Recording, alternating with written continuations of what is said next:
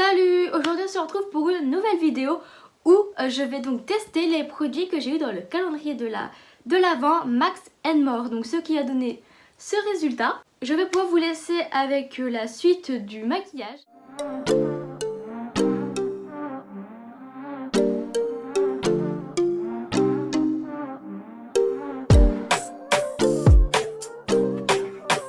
Du coup je peux commencer par mettre du baume pour les lèvres. Donc celui-ci c'est en teinte 288 rose. Oh, il a une texture un peu en mode poudré.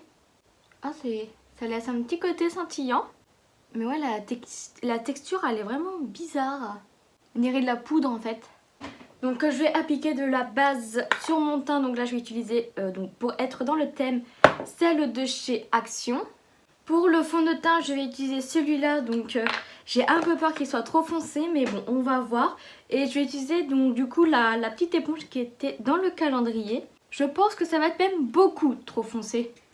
Donc je l'applique tout là, puis après je vais le répartir donc avec l'éponge. Déjà l'éponge, quand je l'ai humidifiée, et même là je le sens, elle est rigide. Hein, ça... J'ai connu des éponges, quand on l'appliquait, ça faisait... La sensorialité était quand même mieux. Ça fait longtemps que j'ai pas utilisé ce fond de teint, donc je me rappelais pas qu'il était si peu couvrant.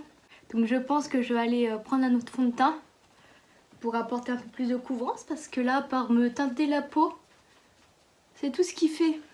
Ouais, l'éponge, elle est vraiment pas... En dépannage, ça peut le faire si on n'a pas d'autre éponge propre, mais sinon... Voilà, vous l'avez compris. Je crois que c'est la première fois que je teste une éponge aussi dure. Ah, mais c'est vrai, j'ai aussi ce fond de teint de chez Action. Il est aussi trop foncé.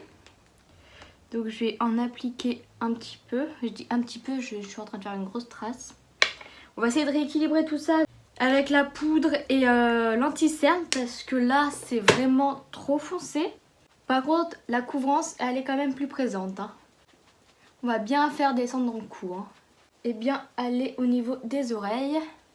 Ça va en caméra, on voit pas trop qu'il est foncé. J'ai l'impression que ça se voit beaucoup plus en vrai. Du coup l'anti-cerne, donc j'en ai plus de chez Action.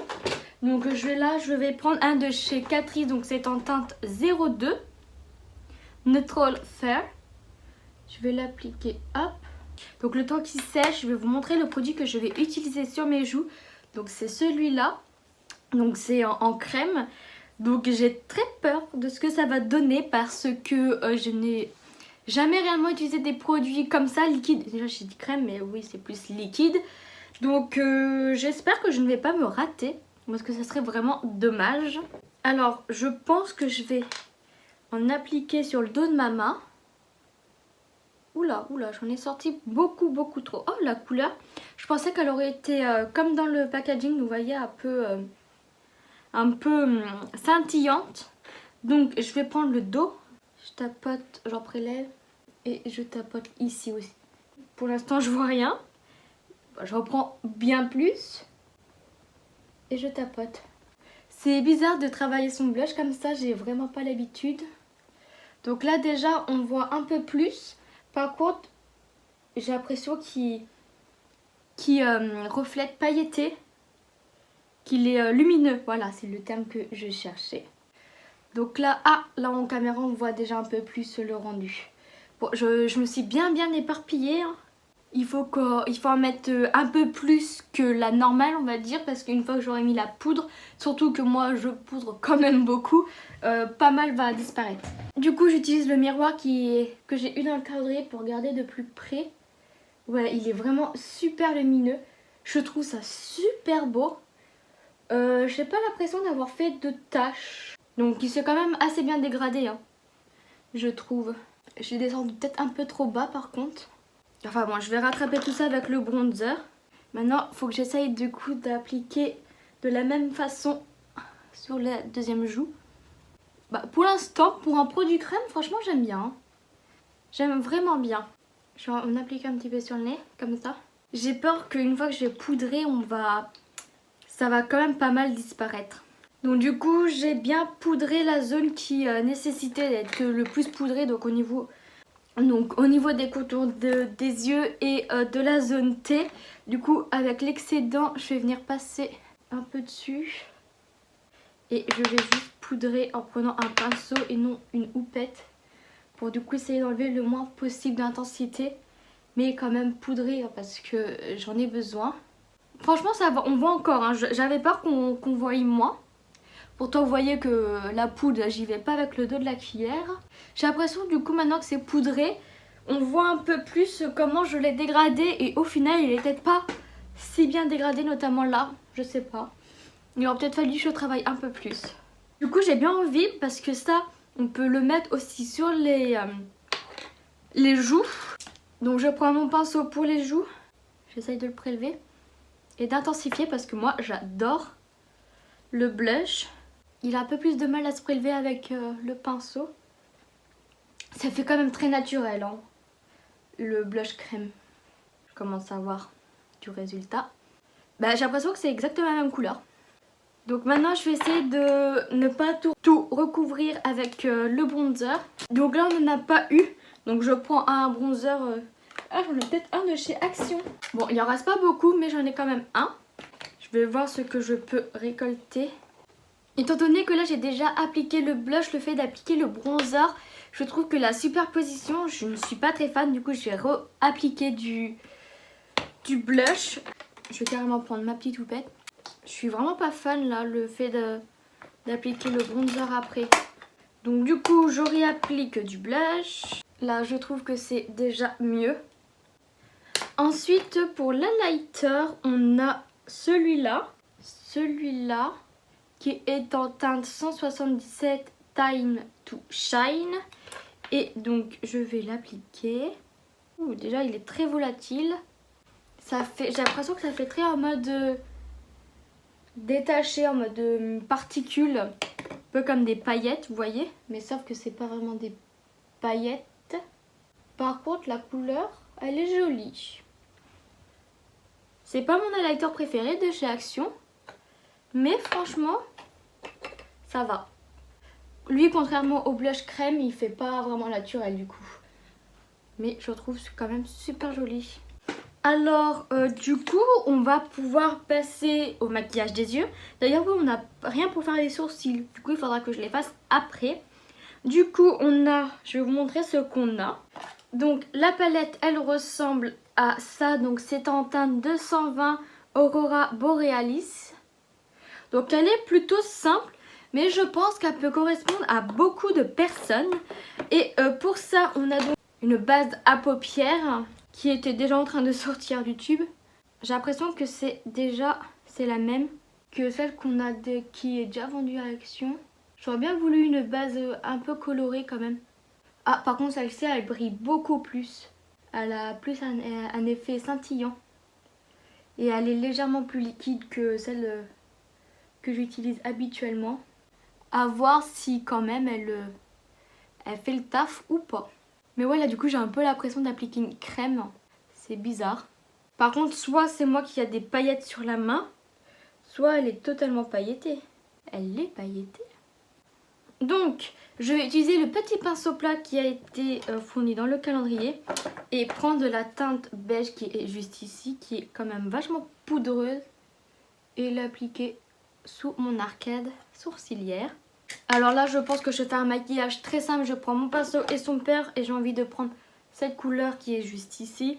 Et je vais l'appliquer dans mon creux de paupière. Oh, déjà, elle est quand même bien pigmentée. Hein. À voir si elle va bien s'estomper. Pour l'instant, elle a l'air de pas mal bien s'estomper. Donc ça, c'est vraiment très très chouette. Et je vais venir du coup intensifier avec la couleur qui est un peu plus prune dans la palette. Donc je vais mettre là où j'étais pour le creux de paupière, mais de manière un peu plus précise, un peu plus localisée, pour venir intensifier mon regard. Déjà j'ai l'impression qu'elle a un peu plus de mal à s'estomper. Il y a légèrement une tache. J'ai réussi du coup à un peu y rattraper. J'insiste un petit peu dans mon creux de paupière.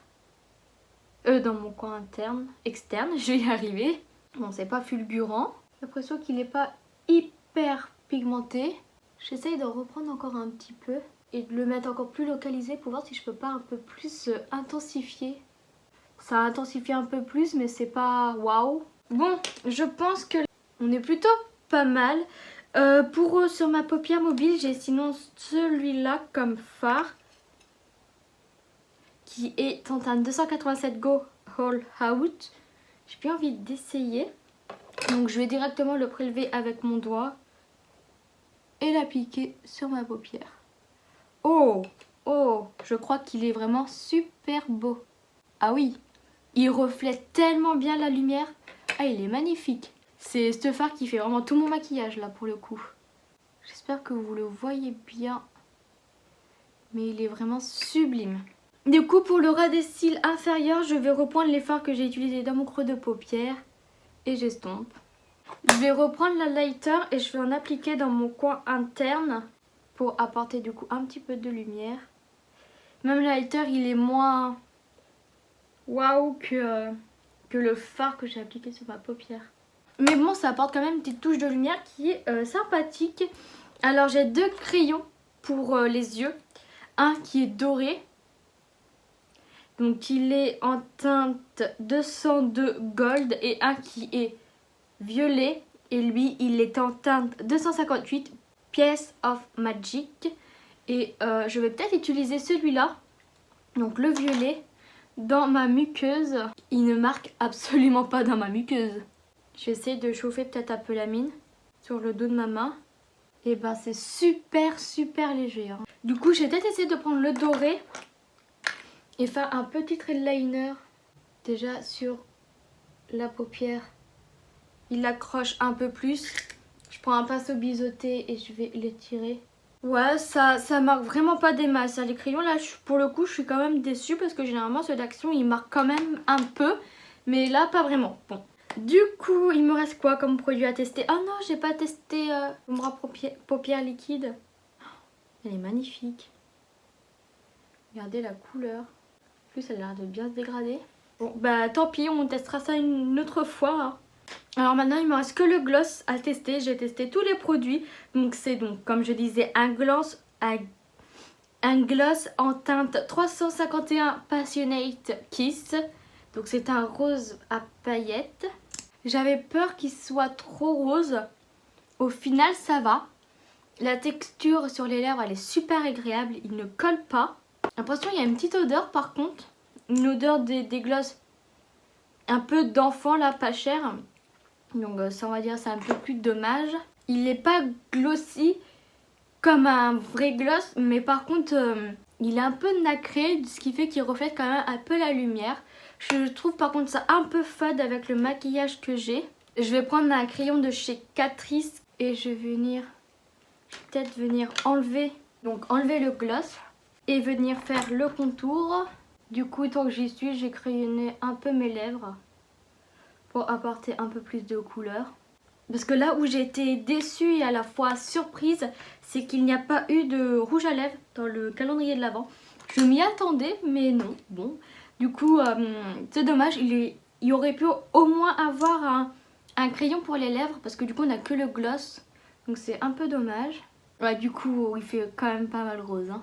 J'allais dire que j'ai fini mon maquillage mais j'ai pas du tout fini en fait. Il me reste à faire mes cils et mes sourcils. Donc je recourbe mes cils et je vais donc pouvoir appliquer. Donc là je vais appliquer un mascara de chez Anastasia Beverly Hills. Donc le temps que la première couche sèche, je vais donc faire mes sourcils. Là, je vais utiliser un produit de chez Bis Cosmetics. Et du coup, voilà, j'ai donc terminé ce maquillage. Alors, ce que je pense des produits du calendrier. Alors déjà, moi, je l'ai payé à 12,95 € et pendant un moment, il était à 17,95 €. Alors, pour 17,95 €, je trouve qu'il ne vaut pas le coup, tout simplement. Parce que les produits sont cool, mais on ne les retrouve pas à la vente. Donc s'il y a un produit qu'on aime bien, on ne pourra jamais le racheter. Et je trouve qu'au final, niveau produit make-up, il n'y en a pas eu tant que ça. Il y a eu beaucoup d'accessoires. Bon, le masque pour le visage, il est cool. Il y a des stickers pour les ongles, des patchs pour les yeux, ça c'est cool aussi. Des papiers matifiants, des autocollants. On a eu des stickers, lima ongles, chouchou. Et ce petit... outil pour exfolier les lèvres.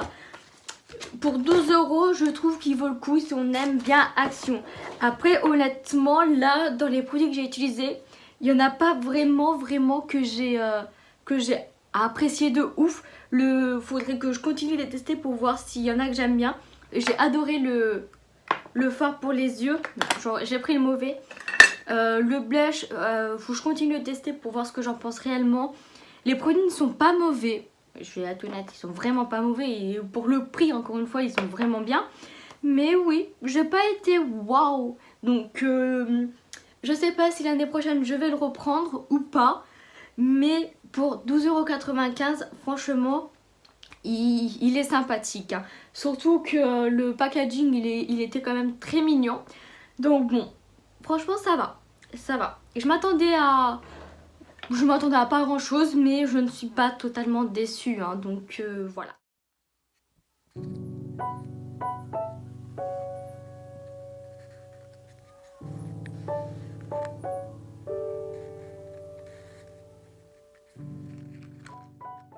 Sur ce, j'espère que la vidéo vous aura plu. On se retrouve pour une prochaine vidéo. Bye!